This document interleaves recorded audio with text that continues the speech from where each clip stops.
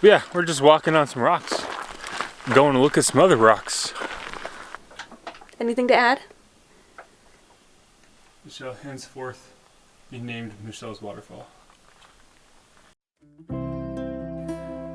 We are Michelle, Philip, Bean, and Hops, and together we are playing Hooky from Teaching. Come along on our adventures. This is going to be interesting. We'll see what happens. Alrighty, good morning. So we are here in Death Valley. Yeah, we made it to the Furnace Creek campground, and even though it is a campground,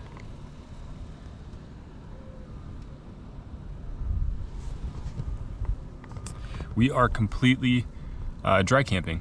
So I think it's only like 23 bucks a night. There is a little town that way. I think it's south, but they don't really have a whole lot of services. I think diesel is I think I heard it was like $6.90 or something like that a gallon, which is just ridiculous. So part of what's really cool about where we're at in Death Valley is there's so much sun that we're running everything off of our solar right now. So I haven't really talked about it too much, but as you can see behind me, one panel, 2, 3, 4. So we have 4 panels up on our roof. So we have 840 watts total. And we have 400 amp hours of lithium. So if you don't know what that means, it's a pretty good off-grid setup. So right now we're running everything in our trailer that we need to right now, including like charging computers. We're running all that off of the sun right now, which I'm kind of a solar nerd a little bit, so I think that's super cool. But today what we're doing is just kind of having a chill morning. Michelle was able to do all of her work stuff, which I guess is the other part. It's terrible service here. We have full bars, but it's all 3G, so it's like we're back in like high school where everything takes forever to load. So essentially what 3G means is we can send out text messages and phone calls, but that's pretty much it. We've been able to get email slowly. Michelle's been able to do kind of, for the most part, everything that she's needed to do, but it's definitely not fast. So that has been our morning. And I think in the afternoon, we're just gonna kind of explore around here a little bit. Yeah, excited for the journey. Welcome to Death Valley. I don't think we really shot too much before this, but we kind of spent the morning doing a little work and then just kind of drove around and explored some of the settlement, I guess you could call it, out here. There's like a weird amount of really nice resorty stuff. We got ice cream at a place, found Wi-Fi at another, so it's been kind of interesting. But now we're doing what real adventurers do. We're on a very gruesome and difficult hike that's on pavement, and it isn't really that difficult. Parking lot's back there. Long, yeah. But I mean, that's where we're going. So this is called, I think, Zabriskie or Zabriskie. There's no N, I messed it up. Zabriskie Point, I think. Yeah. So yeah, let's check it out.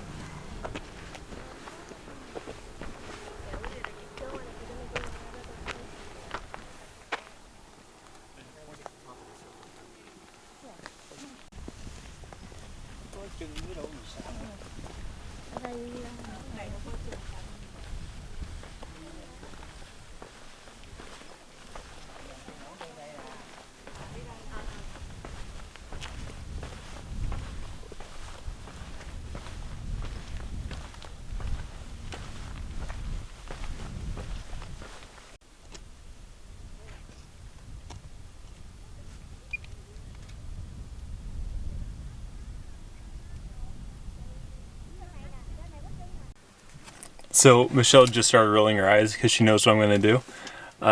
I've done this before to the camera, but I've never added it to a video. So we'll see if this even makes the cut. But I try not to get on my high horse too much. But one of those things that I'm learning a lot about right now is actually drones. So the reason you don't see drones in every single video is because we go to a lot of national parks. And you can't fly drones in any national parks or monuments or anything like that. So it's, yeah, we just saw somebody flying a drone here, and we're definitely inside the park. So it's just something to be aware of. And yes, my hair is still crazy, but just something to be aware of. Not only because, you know, it disturbs the wildlife in some places, but, you know, there's a pretty serious fine that comes with flying a drone in a restricted area. You could lose, you know, all privileges in terms of flying drones through the FAA, get a huge fine, and then besides that, for all other drone users, rules can become more restrictive in areas if you're caught doing that. So that's all I have to say. Use your noggin. Okay, we're on 20 Mule Team Canyon Road, and just kind of an area where they came out here and mined for borax. So not a whole lot here other than a road and some hills.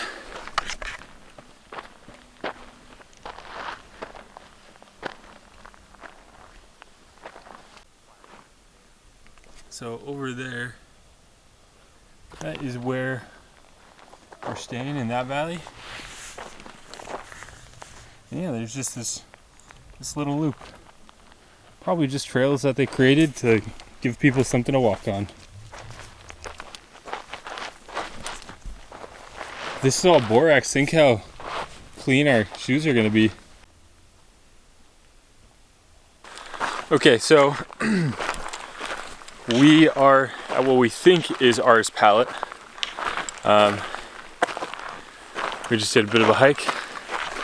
You know, we can't blame being out of breath on the elevation, because we're like at sea level, so it's not that.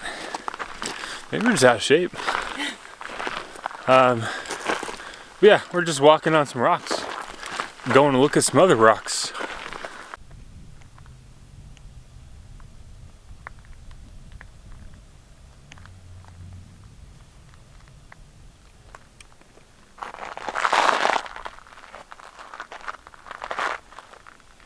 What are your thoughts? Looks like someone threw a pallet at it. You know? It's kind of messy looking. Yeah.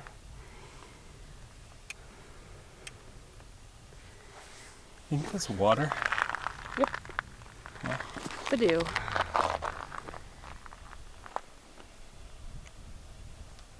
It would be very interesting to see this in like different lights.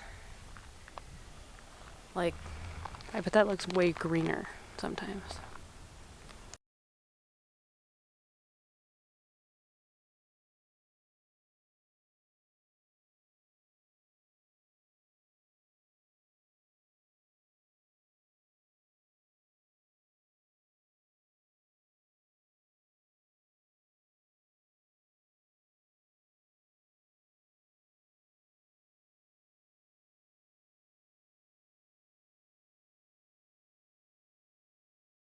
Alrighty, good morning. So today is Tuesday, January 25th. Today's a super windy day, and I forgot the microphone because I was taking pictures of stars last night and didn't need a microphone for that. So you guys are fortunate in that you either get voiceover or a lot of music because it's going to be really windy. So yeah, let's go check out the borax. Harmony Borax Interpretive Center? Yeah. Museum Interpretive Center? So we'll tell you some more about it. The Harmony Borax Works was Death Valley's first borax operation. It was in operation from 1883 to 1888 when its founder, William T. Coleman, lost his financial empire.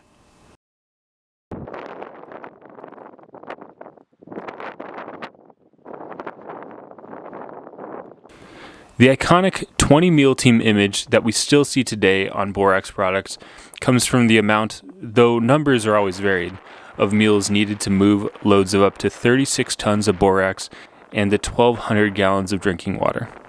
The entire length of these caravans were more than 100 feet long. These cotton ball looking deposits you see are unrefined borax. It would be scraped off the ground and then went through extensive refinement process here at the Borax Works to make it even easier and more cost effective to transport to local markets. Okay, so we just left the Harmony Borax Interpretive Trail. It's pretty interesting. It's only 3/4 mile. And then if you follow the loop where you park for the Harmony Borax parking, to the left is, I guess as you're going in, is to the right, is the trail for Mustard Canyon. And so along the first part of Mustard Canyon were some more ruiny type buildings from Harmony Borax. And now we are going through a field of borax.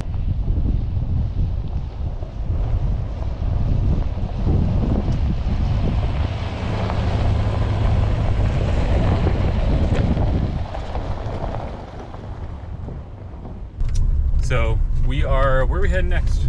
We're gonna head towards the Mesquite Sand Dunes next. And we also might go see Mosaic Canyon since we're over there. And check out Stovepipe Wells Village. Cool.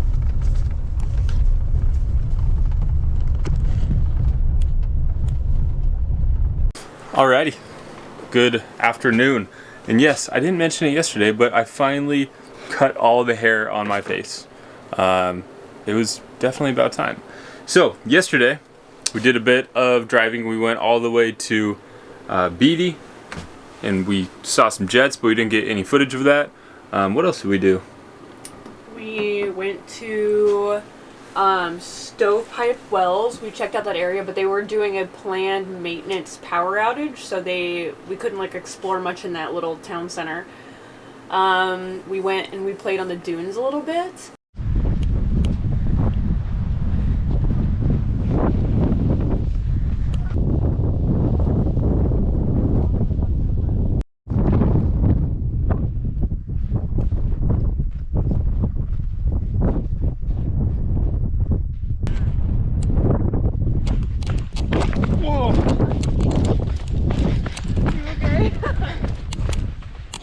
It was really hard right there. Yeah.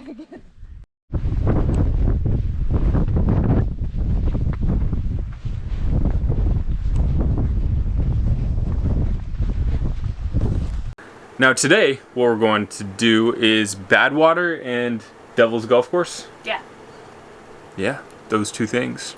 Should be a good day. And since we're here in the desert, I thought it would be a good opportunity to quiz Michelle, or I guess just ask her what her two favorite things are about being in the desert. I'll go first though. Or maybe Hops should go first. One guess what her favorite thing is. She is enjoying the warmth. So my two favorite things, if you haven't picked up on this already, I'm kind of like a solar power nerd. I really like our solar panels. So the fact that we have pretty much unlimited access to sun, unobstructed sun, and that our batteries get topped off every single day while using our inverter so we can charge everything. We don't need a generator. That's definitely number one. Number two, I think is the colors and the shade and how the sun kind of plays on all the rocks. Especially at sunset, there's this kind of blue hue that sets on the valley. And it changes, I guess it goes from like an orange to a blue. But it's pretty awesome. So those are my two favorite things.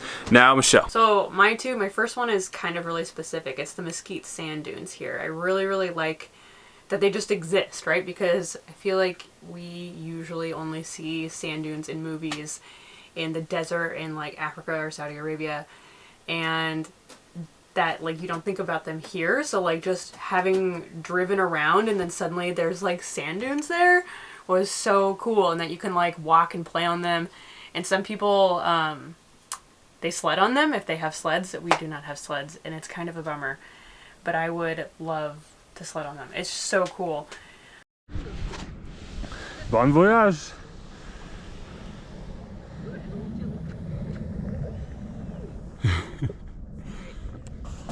I would not go when it's windy like we went yesterday. That was a little painful, but the sand is actually very fine, which is interesting. Really hops. Oh. She does not like the sand, I guess. Sorry, babe. The second one is similar to Phil's. The colors, but specifically for sunrise and sunset. Desert sunsets and sunrises are just phenomenal anyway, from what we found, especially when like we were in Page. The sunsets and sunrises there were amazing. But here it's really interesting too because you are ringed by mountains, which you also don't really think for Death Valley. But the sun sets super early. Sunsets at 5:30 because that's when the sun goes down from the mountains. And sunrise is also really, really early. Like the sun starts coming up over the mountains at like 6, I think. But the sun doesn't actually come up over the mountains until 7:30. So it's really interesting how the mountains mess with that in the desert. Should we ask Hops? Hops, anything to add? No comment. That's a no. Also, check out Michelle's boxed red hair dye in her hair. Thank you. Thank you. It's already coming out. I know. Shocker. Anyway, okay. Let's get on with our day.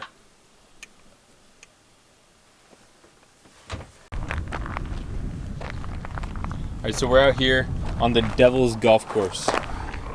This is all salt.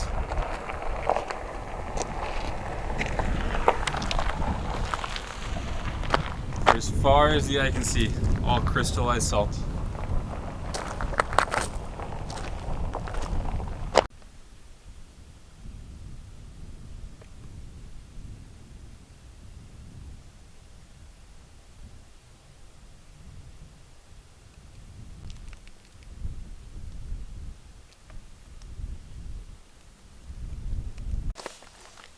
This is weird.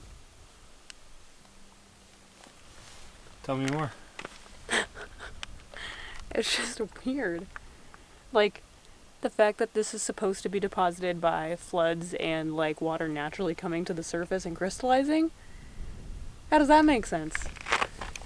Anybody need any salt? Because there's a plethora. You're really gonna have to work for it, though. It's pretty tough.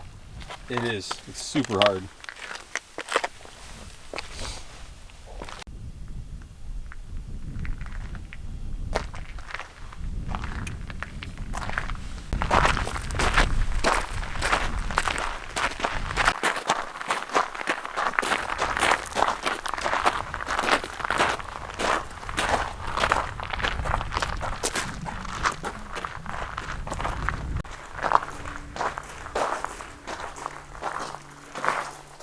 Definitely an old waterfall.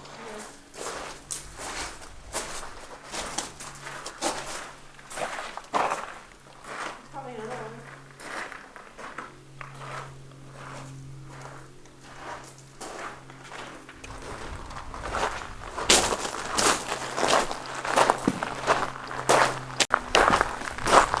So it's definitely not difficult to imagine a river just cursing its way through here, coursing its way through here, just swearing F this canyon! I mean, kind of. Yeah, another old waterfall. But yeah, this whole area was carved out by a river, which is difficult, but it's not difficult at the same time to imagine because we're in the middle of Death Valley. But at one point in time, all this was covered in water, which is really, really interesting. Michelle found a waterfall. This is my waterfall. Michelle henceforth be named Michelle's waterfall.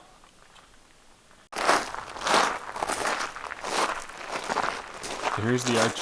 This is actually probably one of the thicker arches we've seen. More showers. I don't know.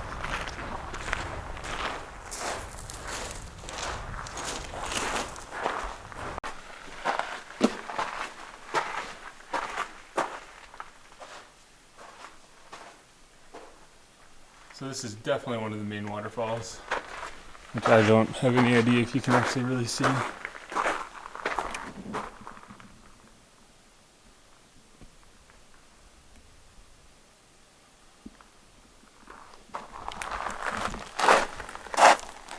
Alright, now what? Now we go back and we go to Badwater Basin. Badwater Basin. We are at Badwater Basin, which is the lowest point in North America. Yeah. Up there is sea level. There's a sign, I don't know if you can see it. So we're gonna walk out there ways and That's pretty crazy. yeah, check it out.